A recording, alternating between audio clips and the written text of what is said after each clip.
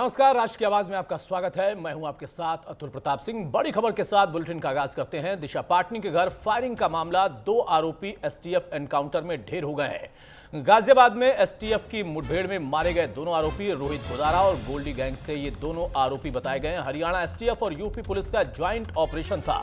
STF ने Goldy Brar gang के 2 बदमाशों को ढेर कर दिया है। आरोपी के पास से जिगाना पिस्टल, जो कि हाई टेक्नोलॉजी पिस्टल है, वो बरामद किया गया है। भारी मात्रा में कारतूस भी बरामद हुआ। दिशा पाटनी के घर फायरिंग मामले में बड़ा एक्शन लिया गया। एनकाउंटर में फायरिंग करने वाले दोनों शूटर ढेर हो गए। रोहित गोदारा गोल्डी गैंग से ये दोनों आरोपी थे। आपको बता दें कि पूरे मामले में खुद मुख्यमंत्री ने संज्ञान लिया था और पाताल से भी ढूंढ निकालने का वादा दिशा पाटनी के परिवार वालों से, उनके पिता से किया था और अब संयुक्त ऑपरेशन में ढेर कर दिया गया है। ये तस्वीरें भी आपको दिखा रहे हैं, मुठभेड़ के दौरान की तस्वीरें। और फिलहाल अस्पताल भी पहुंची है पुलिस, वहां पर इन दोनों ही आरोपियों को ढेर कर दिया गया है और अस्पताल में फिलहाल इस वक्त उपचार के बाद जो तस्वीरें हैं वो भी आपको दिखाएंगे कि कैसे इन आरोपियों से जब मुठभेड़ हुई और उसके बाद भागने की फिराक में ये थे या फिर पुलिस पर फायरिंग की और पुलिस की जवाबी फायरिंग में, एसटीएफ की जवाबी फायरिंग में ये ढेर हो गए। और हमारे सहयोगी यशपाल कसाना गाजियाबाद से जुड़ रहे हैं। यशपाल, बड़ी खबर है, जो वादा था मुख्यमंत्री का कि पाताल से भी ढूंढ निकालेगी पुलिस, वो वादा पूरा हुआ और ढेर हो गए दोनों आरोपी।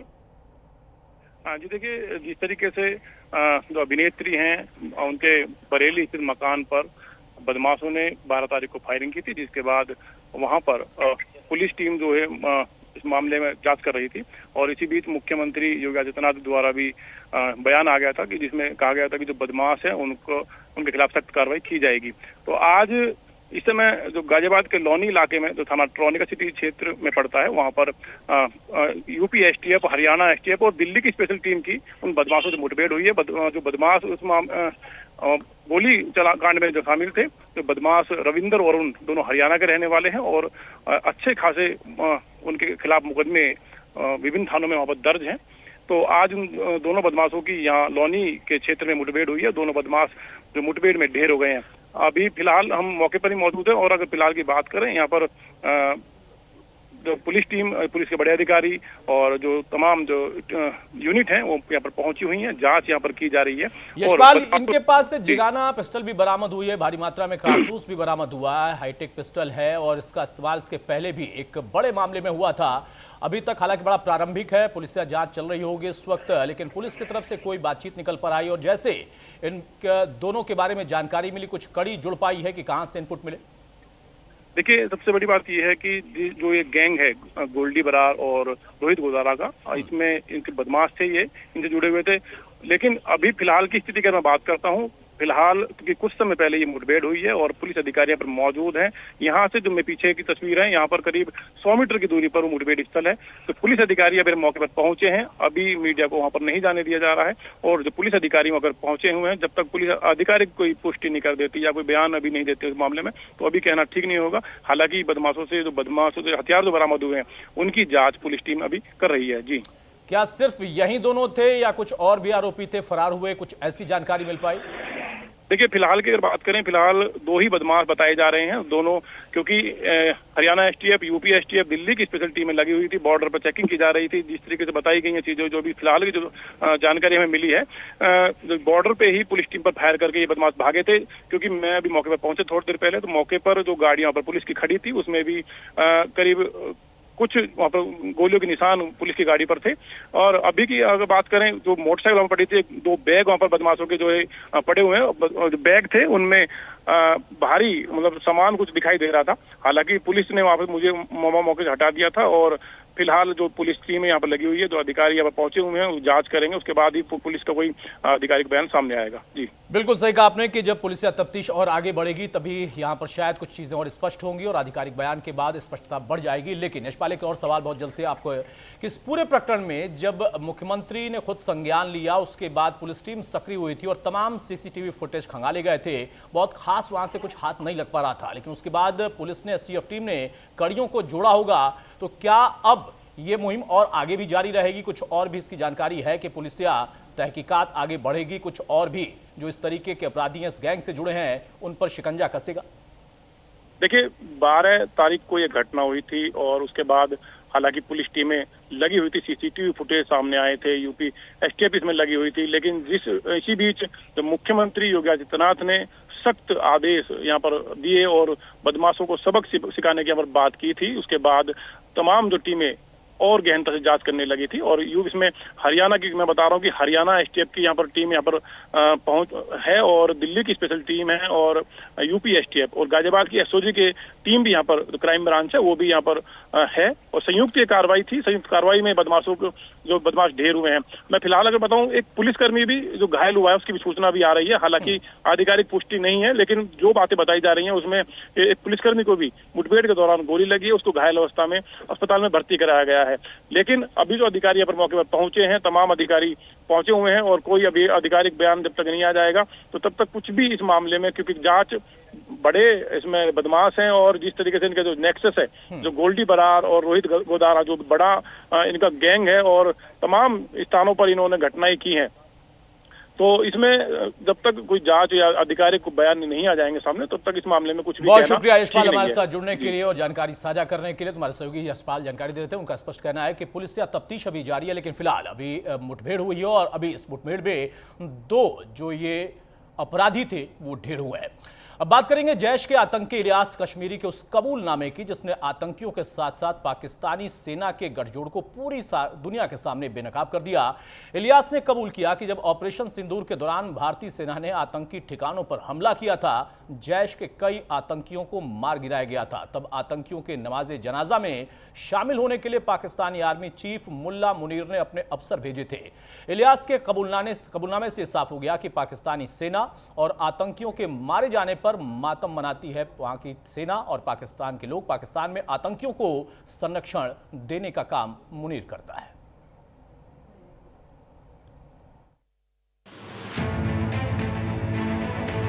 और इधर जीएचक्यू से आर्मी चीफ ऑर्डर जारी करता है कि इन शुहादा के ताबूतों को सलामी दी जाए, और कमांडर इनके जनाजे में शरीक होगा, फजाइया इनके जनाजों पर पहरा देगी, आर्मी के जवान अपनी वर्दी के अंदर इनको सलामी पेश करेंगे।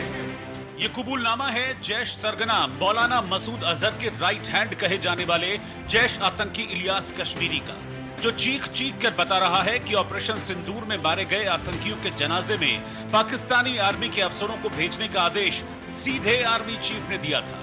जैश मोहम्मद के कमांडर इलियास कश्मीरी का एक कबूलनामा तब सामने आया है जब पाकिस्तान दुनिया के सामने लगातार कहता रहा कि उसके देश में कोई आतंकी ठिकाना नहीं, उसका आतंकियों से कोई वास्ता नहीं है। लेकिन आतंकियों के जनाजे में पाकिस्तानी आर्मी के अफसरों और इलियास के कबूलनामे से साफ है कि पाकिस्तान की सेना हो या पाकिस्तान के हुक्मरान, वो आतंकियों के इशारे पर नाचते हैं, आतंकियों के मारे जाने पर मातम मनाते हैं, और ये तस्वीरें भी इसी की गवाही देती हैं। ये तस्वीरें उस वक्त की हैं जब पाकिस्तानी आर्मी के अफसर ऑपरेशन सिंदूर में मारे गए आतंकियों के नमाज जनाजा में शामिल हुए थे, और अब आतंकी इलियास कश्मीरी के कबूलनामे ने भी इस पर मोहर लगा दी है। और इधर जीएचक्यू से आर्मी चीफ ऑर्डर जारी करता है कि इन शुहादा के ताबूतों को सलामी दी जाए, कोर कमांडर इनके जनाजे में शरीक होगा, फजाइया इनके जनाजों पर पहरा देगी, आर्मी के जवान अपनी वर्दी के अंदर इनको सलामी पेश करेंगे। जैश के आतंकी ने पाकिस्तानी आर्मी के असल चेहरे को बेनकाब कर दिया है, मुल्ला मुनीर के आतंकी चेहरे को पूरी दुनिया के सामने ला दिया है। सिर्फ इतना ही नहीं, इलियास कश्मीरी ने यह भी बता दिया कि जैश का सरगना भारत के खिलाफ अब कौन सी साजिश रच रहा है, जिहाद के नाम पर कैसे पाकिस्तानियों को बरगला रहा है, भारत पर हमले के लिए उकसा रहा है। 5.5 फुट या 6 फीट का एक इंसान मौलाना मसूद अजहर है। हमारी रियासत की बड़ी दरसगाह बिनौरी टाउन के फारिग तहसील हैं, बिनौरी टाउन के मुदर्रिस हैं, मैदान जिहाद के साथ जुड़े। सुना आपने जैश का ये आतंकी जिहाद के नाम पर कैसे जहर उगल रहा है, जैश के जलसे में जिहाद के लिए पाकिस्तानियों को आगे जाने के लिए कह रहा है, साथ ही कबूल रहा है कि भारत और पाकिस्तान के बीच जो तनाव के हालात हैं उसकी वजह भी जैश सरगना मौलाना मसूद अजहर ही है। अल्लाह की जमीन के ऊपर 58 घंटे की इंडिया और पाकिस्तान के माबेन तैयारों की फाइट होती है, जंग होती है। एटमी मुल्क आपस में टकराते हैं। मुझे बताइए, वो अमेरिकी सदर ट्रंप से लेकर दिल्ली के मोदी तक, वो नेतन्याहू से लेकर मॉस्को तक, इन वीटो पावर और इन नेटो कुव्वतों के बीच में अगर इस जमीन की कोई शख्सियत डिस्कस हो रही है, मौजू बन रही है, और इन एटमी मुल्कों के माबेन जंग की अगर कोई वजह बन रही है, तो वो अमीरुल मुजाहिदीन मौलाना मसूद। जैश आतंकी के इस कबूलनामे से साफ है कि संसद समेत भारत में कई हमलों की साजिश रचने वाला मौलाना मसूद अजहर पाकिस्तानी सेना के संरक्षण में है। इस आतंकी को पाकिस्तानी सेना ही खाद पानी दे रही है। हालांकि ऑपरेशन सिंदूर के दौरान जब भारतीय सेना जैश के ठिकानों को तबाह कर रही थी, तब जैश सरगना के पूरे परिवार के चिथड़े उड़ गए थे और खुद इलियास कश्मीरी ने इस बात को भी कबूला था। सब कुछ कुर्बान करने के बाद 7 मई को बहावलपुर के अंदर मौलाना मसूद अजहर की फैमिली के लोग, बहने और बेटे और बच्चे रेजा रेजा हो गए। इलियास कश्मीरी के इस नए कबूलनामे से साफ है कि भारतीय सेना ने आतंक के अड्डों पर सटीक हमला किया था, आतंक के गढ़ को मिट्टी में मिला दिया था। लेकिन आतंक के ये सांप एक बार फिर से फन फैला रहे हैं, भारत के खिलाफ एक बार फिर बड़ी साजिश रच रहे हैं। ऐसे में सवाल है कि क्या ऑपरेशन सिंदूर 2.0 का वक्त आ गया है? Bureau report, news India. तो पाकिस्तान में बैठे आतंकी एक बार फिर भारत के खिलाफ बड़ी साजिश रच रहे हैं। पहलगाम हमले का मास्टरमाइंड और लश्कर का डिप्टी चीफ सैफुल्लाह कसूरी एक बार फिर से भारत पर हमले की गीदड़ भभकी दे रहा है। आतंकी धमकियों के बाद भारतीय सुरक्षा एजेंसियां भी अलर्ट पर है। लेकिन सुनिए, पाकिस्तान में बैठा सैफुल्लाह भारत के खिलाफ जहर कैसे उगल रहा है। हम मैदानों में खड़े होने वाले लोग हैं, हम अपनों के लिए बरेशम की तरह नरम है और हम दुश्मन के लिए नाकाबिले तस्खीर और सीसा बनाई हुई दीवार भी है। आज हम बहावलपुर के सैलाबज़दा भाइयों की मौजूदगी में ये ऐलान करते हैं, नरेंद्र मोदी खूब कान खोल के सुन ले और अपने जालिम समाज को भी सुना दे कि वो वक्त अनकरीब आने वाला है जब इंशाअल्लाह ये दरिया भी हमारे होंगे, इनके डैम भी हमारे होंगे, ये सारा जम्मू कश्मीर हमारा होगा और बहुत कुछ हमारा होगा। हम तुम जो कुछ हरकतें कर रहे हो, एक एक का इंशाअल्लाह खमियाजा तुम्हें भुगतना होगा। हम पाकिस्तान का दिफा करना और पाकिस्तानी अवाम के जान और माल और इज्जत और वकार और घर बार का दिफा करना भी खूब जानते हैं और हम दुश्मन से इंतकाम लेना भी खूब जानते हैं। कोई मत हमारा दुश्मन समझे कि हम जनाब हौसले हार जाएंगे और इस जारहियत पे खामोश रह जाएंगे। जो कुछ आज कर रहे हो, अदले का बदला होगा, ईंट का जवाब पत्थर से होगा। जैसा करोगे वैसा भरोगे, इंशाअल्लाह पीछे हटने वाले नहीं। हम जानों पे खेल जाएंगे, अपने वतन अजीज के इंच इंच का, जर्रे जर्रे का इंशाअल्लाह तहफ़्फ़ुज़ और दिफा करेंगे। और अब बात करते हैं गोरखपुर दीपक हत्याकांड के आरोपी रहीम के एनकाउंटर पर हो रही सियासत की। आज गोरखपुर में दीपक हत्याकांड के एक आरोपी रहीम का पुलिस ने एनकाउंटर किया, उसके पैरों में गोली मारी गई। लेकिन समाजवादी पार्टी के मुखिया अखिलेश यादव एनकाउंटर पर सवाल उठाने लगे। वो पूछने लगे कि आखिर एनकाउंटर की जरूरत ही क्या आन पड़ी, क्यों यूपी पुलिस ने एनकाउंटर किया। साथ ही आरोप भी लगा दिया कि हत्याकांड के बाद जब लखनऊ से एक अफसर गोरखपुर के लिए रवाना हुए थे, तभी तय हो गया था कि आरोपियों का एनकाउंटर होगा। हालांकि जब गोरखपुर में तस्करों ने नीट स्टूडेंट दीपक गुप्ता की हत्या की थी, तब अखिलेश यादव ने ही कानून व्यवस्था को लेकर सरकार को घेरने का काम किया था। अपराधियों को संरक्षण देने के आरोप मढ़े थे, लेकिन जब अपराधियों का एनकाउंटर हुआ तब भी अखिलेश सरकारों पर आरोपों के बाण चला रहे। हालांकि सवाल यह है कि आखिर हत्यारे का एनकाउंटर हुआ तो फिर अखिलेश यादव को परेशानी क्यों है, बीजेपी यही पूछ रही है।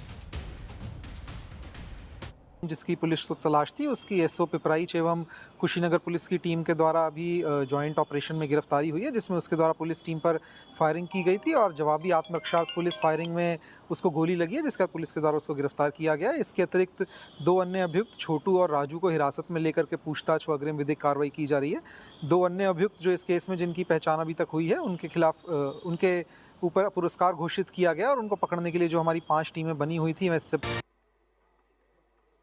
ये सवाल ये था कि इनकाउंटर करने की आपको जरूरत क्या थी, आपकी पुलिस क्या कर रही थी, और वो भी मुख्यमंत्री जी के अपने गृह जनपद में पुलिस क्या कर रही थी।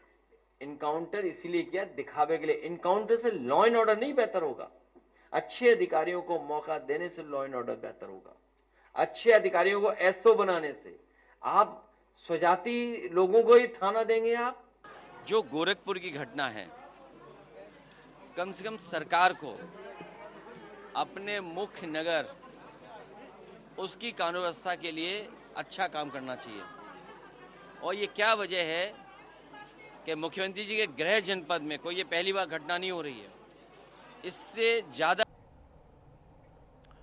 देश भर में पीएम मोदी का जन्मदिन हर्षोल्लास के साथ मनाया जा रहा। जगह जगह अलग अलग आयोजन किए गए। मोदी का जो कद है आज, उसके पीछे उनकी दिन रात की मेहनत, लगन और कभी हार ना मानने वाला जज्बा शामिल है। राजनीति में सबसे ऊंचे ओहदे पर पहुंचना और करोड़ों देशवासियों के दिलों पर एक तरफा राज करना पीएम मोदी का जिंदगीनामा किसी फिल्मी कहानी से कम नहीं रहा है।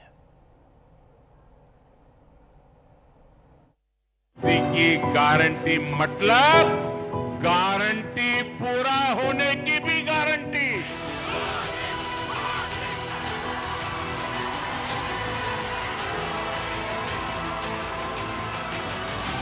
मैं नरेंद्र दामोदर दास मोदी ईश्वर की शपथ लेता हूं कि मैं विधि द्वारा स्थापित भारत के संविधान के प्रति सच्ची श्रद्धा और निष्ठा रखूंगा। ये कहानी राजनीति के रण में धर्मनीति की है। ये कहानी होशियारी के वक्त में सच बोलने की हिम्मत की है। ये कहानी सियासत में शब्दों की शालीनता की है। ये कहानी सियासत के उस शिखर पुरुष की है जो समय को 2 हिस्सों में बांटता है। ये कहानी भारत के उस युग पुरुष की है जो भाग्य बदलने का मादा रखता है। ये कहानी हिंदुस्तान की उस शख्सियत की है जिसने इस भूखंड की सियासत को अपने सामर्थ्य से ऐसा साधा कि समय भी उसका शुभ चिंतक बन गया। ये कहानी आजादी के बाद के 7 दशकों की राजनीति के सबसे बड़े पंच की है। जी हाँ, ये कहानी नरेंद्र दामोदर दास मोदी की है। वो नरेंद्र मोदी जिनके शब्द भी अटल हैं और संघर्ष भी। वो नरेंद्र मोदी जिनका विश्वास भी अटल है और मर्यादा भी। वो नरेंद्र मोदी जिनकी आशा भी अटल है और देश के प्रति निष्ठा भी। वो नरेंद्र मोदी जिनका दायित्व भी अटल है और कर्तव्य भी। वो नरेंद्र मोदी जिनका कर्म भी अटल है, मर्म भी और धर्म भी। 2500 साल गुजर चुके किताबों में दर्ज उस कहानी की जब प्लूटो ने राजनीति में एक ऐसे राजा की कल्पना की थी जो जमीन पर नहीं, जनता के दिलों पर राज करे, जो सरहदों से ज्यादा शक्ति के विस्तार की बात करे, जो दुश्मनी से ज्यादा दिलों की दोस्ती की बात करे और रण से ज्यादा राजधर्म की बात करे। भारत शांति प्रिय देश है। शांति और सद्भाव की हमारी परंपरा हमारी ताकत है, ये हमारी कमजोरी नहीं। ये शायद संयोग ही था कि प्लूटो की उस परिकल्पना के सबसे करीबी नायक का जन्म हुआ था साल 1950 में। तारीख 17 सितंबर। दामोदर दास मोदी को कहां पता था कि गुजरात के वडनगर की गलियों में बड़ा हो रहा वो बच्चा एक दिन अपने शब्दों की संजीदगी से सियासत को ऐसा साधेगा कि ये देश उसका दीवाना हो जाएगा। जिंदगी के शुरुआती दिनों में ही उनका व्यक्तित्व लोकप्रियता का पैमाना बनने लगी। उनकी भाषण की भंगिमाएं भारी भीड़ खींचने लगी। काफी कम उम्र से ही उनमें उनके विचारों का कोलाहल साफ सुनाई देने लगा था। उन्हीं कोलाहल के बीच नरेंद्र दामोदर दास मोदी आज 75 वर्ष के हो चुके हैं। न्यूज इंडिया की तरफ से पीएम मोदी को 75वें जन्मदिन की शुभकामनाएं। Bureau report, news India.